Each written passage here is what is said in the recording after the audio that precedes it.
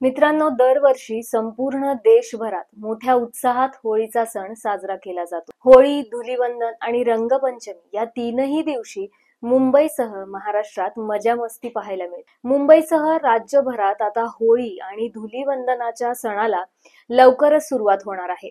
येत्या 13 मार्च आणि 14 मार्च या दोन्हीही दिवशी होळी आणि धुलीवंदन साजरा केला जाणार आहे. या पार्श्वभूमीवर आता मुंबई पोलिसांकडून नियमावली जारी करण्यात आली आहे.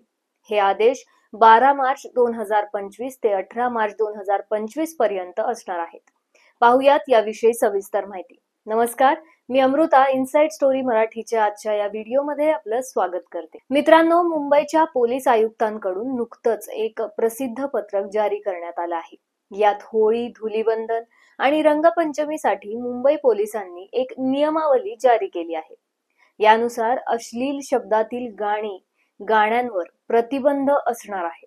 तसेच अनोळखी लोकांवर रंग किंवा पाणी फेकणाऱ्यांवर कारवाई केली जाणार आहे. यासोबतच समाजात तेढ निर्माण होईल असे कृत्य करू नये अशी सूचना मुंबई पोलिसांनी दिली आहे. रमजानचा महिना सुरू असल्याने मुंबई पोलिसांकडून खबरदारी घेण्यात आली आहे.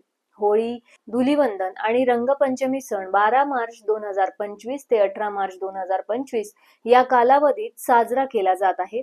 सार्वजनिक ठिकाणी अंधाधुंदपणे रंगीत पाणी शिंपडणे आणि अश्लील बोलणे यामुळे जातीय तणाव आणि मग सार्वजनिक शांतता भंग होण्याची शक्यता असते.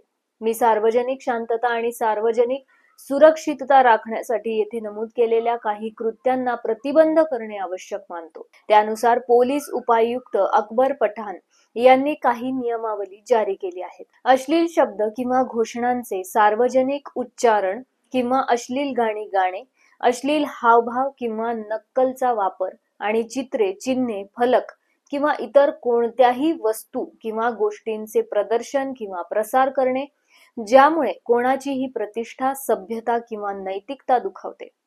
पादचाऱ्यांवर रंगीत पाणी, रंग किंवा पावडर फवारणे किंवा फेकणे, रंगीत किंवा साध्या पाण्याने किंवा कोणत्याही द्रवाने भरलेले फुगे तयार करणे आणि फेकणे जे कोणी आदेशाचे उल्लंघन करेल किंवा आदेशाचे उल्लंघन करण्यास मदत करेल त्याला महाराष्ट्र पोलीस अधिनियम 1951 च्या कलम 135 नुसार शिक्षा केली जाईल. हे आदेश 12 मार्च 2025 रोजी रात्री 12 ते दिनांक 18 मार्च 2025 च्या रात्री 12 वाजेपर्यंत लागू असणार आहे. तसेच होळी सणाच्या पार्श्वभूमीवर नागरिकांनी कोणत्याही प्रकारची वृक्षतोड करू नये. अनाधिकृत वृक्षतोड झाल्याचे आढळून आल्यास याबाबत पोलिसात तक्रार दाखल करण्यात येईल, असे बृहन्मुंबई महानगरपालिकेच्या वतीने कळवण्यात आले आहे. अनाधिकृत वृक्षतोडीच्या प्रत्येक गुन्ह्यासाठी संबंधित व्यक्तीला कमीत कमी ₹1000 ते ₹5000 दंड आकारण्याची तरतूद आहे. त्यासह 1 आठवडा ते 1 वर्षांपर्यंत कैदेची शिक्षा देखील होऊ शकते, असे मुंबई पोलीस आयुक्तांनी आदेश दिले आहेत.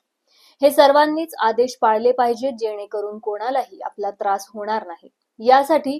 यावर तुमचं काय मत आहे ते नक्कीच कमेंट करून आम्हाला कळवा आणि पाहत राहा इनसाइड स्टोरी. नमस्कार.